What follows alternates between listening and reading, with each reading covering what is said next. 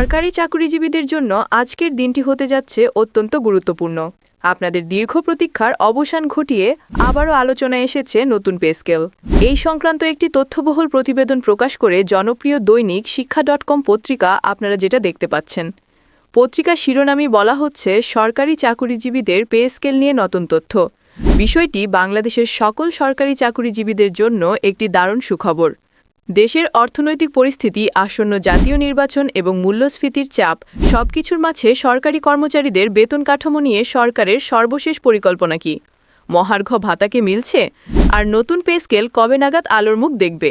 এই সব কিছু নিয়েই বিস্তারিত আলোচনা করব আজকের এই বিশেষ ভিডিওতে। আমাদের সঙ্গেই থাকুন। প্রিয় ভিউয়ার্স, আসসালামু আলাইকুম। আজকের নতুন ভিডিওতে আপনাকে স্বাগত জানাচ্ছি। আপনি যদি আমার চ্যানেলে নতুন হয়ে থাকেন তাহলে এরকম নতুন নতুন ভিডিওর আপডেট পেতে চ্যানেলটি সাবস্ক্রাইব করে রাখুন। ভালো লাগলে লাইক কমেন্ট করুন। আর সম্পূর্ণ ধারণা পেতে পুরো ভিডিওটি না টেনে দেখুন। তাহলে শুরু করা যাক। গত কয়েক বছর ধরে দেশের বাজারে নিত্য প্রয়োজনীয় পণ্যের দাম যেভাবে বেড়েছে তাতে সরকারি চাকরিজীবীদের জীবনযাত্রার মান ধরে রাখা বেশ কঠিন হয়ে পড়েছে।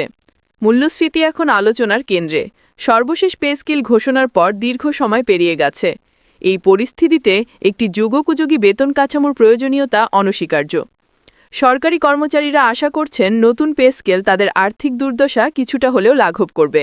তবে আশার কথা হলো নতুন বেতন কাঠামো ঘোষণা ও বাস্তবায়ন হওয়ার আগ পর্যন্ত সরকারি চাকরিজীবীরা নিয়ম অনুযায়ী মহার্ঘ ভাতা প্রাপ্য হবেন। অর্থ বিভাগ এমন একটি পরিকল্পনা নিয়ে অগ্রসর হচ্ছে। এটি নিঃসন্দেহে সরকারি কর্মচারীদের জন্য একটি স্বস্তির খবর। মহার্ঘ ভাতা তাদের বর্তমান আর্থিক চাপ মোকাবেলায় সাময়িকভাবে হলেও সহায়তা করবে।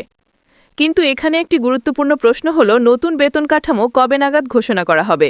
সরকারের অর্থ বিভাগ সূত্রে জানা গেছে আসন্ন জাতীয় নির্বাচনকে কেন্দ্র করে আর্থিক সংকট বিবেচনায় নিয়ে নির্বাচনের আগে নতুন বেতন কাঠামো ঘোষণার সম্ভাবনা নেই। এটি একটি বাস্তবসম্মত কারণ নির্বাচনের আগে সাধারণত বড় ধরনের আর্থিক সিদ্ধান্ত গ্রহণে সতর্ক থাকতে হয়। তবে পে কমিশন প্রতিবেদন জমা দিলে সেই অনুযায়ী একটি বেতন কাঠামোর সুপারিশমালা চূড়ান্ত করবে সরকার। ধারণা করা হচ্ছে ভোটের পর নতুন সরকার ক্ষমতায় এসে তা বাস্তবায়ন করবে। ইতোমধ্যেই পে কমিশন গঠন করা হয়েছে এবং গত 14 আগস্ট কমিশন তাদের প্রথম সভাও করেছে। এই সভা ছিল অত্যন্ত গুরুত্বপূর্ণ। কর্মপরিধি অনুযায়ী কমিশন আগামী 6 মাসের মধ্যে সরকারের কাছে একটি প্রতিবেদন দাখিল করবে। সেই প্রতিবেদন অনুযায়ী নতুন একটি বেতন কাঠামো ঘোষণা করা হবে। কমিশনের প্রথম সভায় দেশের বর্তমান রাজনৈতিক, অর্থনৈতিক এবং আর্থসামাজিক অবস্থা গুরুত্বপূর্ণ ইস্যু হিসেবে বিবেচনায় নেওয়া হয়েছে। এই অবস্থায় সরকারি চাকরিজীবীদের জন্য নতুন বেতন কাঠামো ঘোষণা কতটা উপযোগী তা নিয়েও বিস্তারিত আলোচনা হয়েছে। এটি একটি ইতিবাচক দিক যে কমিশন শুধু বেতন বৃদ্ধি নয় বরং দেশের সামগ্রিক পরিস্থিতি বিবেচনায় নিয়ে একটি টেকসই ও বাস্তবসম্মত সুপারিশমালা প্রণয়নের চেষ্টা করছে। এই বিষয়ে অর্থ উপদেষ্টা ড. সালেহুদ্দিন আহমেদ একটি গুরুত্বপূর্ণ মন্তব্য করেছেন। তিনি বলেছেন, নির্দিষ্ট সময়ের মধ্যে কমিশনকে প্রতিবেদন জমা দিতে বলা হয়েছে। এই ক্ষেত্রে দেশের সামাজিক অবস্থা ও মূল্যস্ফীতি বিবেচনায় রাখতে বলা হয়েছে। আমাদের পরিকল্পনা হল সময় উপযোগী একটি বেতন কাঠামো ঘোষণা করা। তবে ফেব্রুয়ারিতে নির্বাচন অনুষ্ঠানের প্রস্তুতিও চলছে।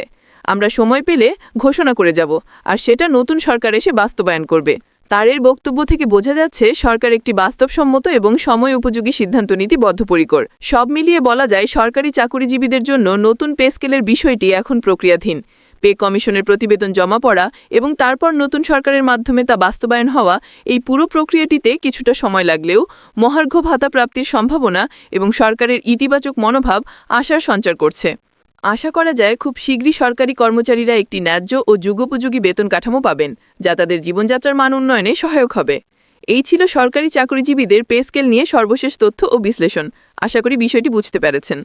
আর আজকের ভিডিওটি এ পর্যন্তই। আশা করি ভিডিওটি আপনাদের ভালো লেগেছে। ভিডিওটি ভালো লাগলে লাইক আর কমেন্ট করতে ভুলবেন না। দেখা হবে অন্য কোনো ভিডিওতে। সেই পর্যন্ত সবাই ভালো থাকবেন। ধন্যবাদ।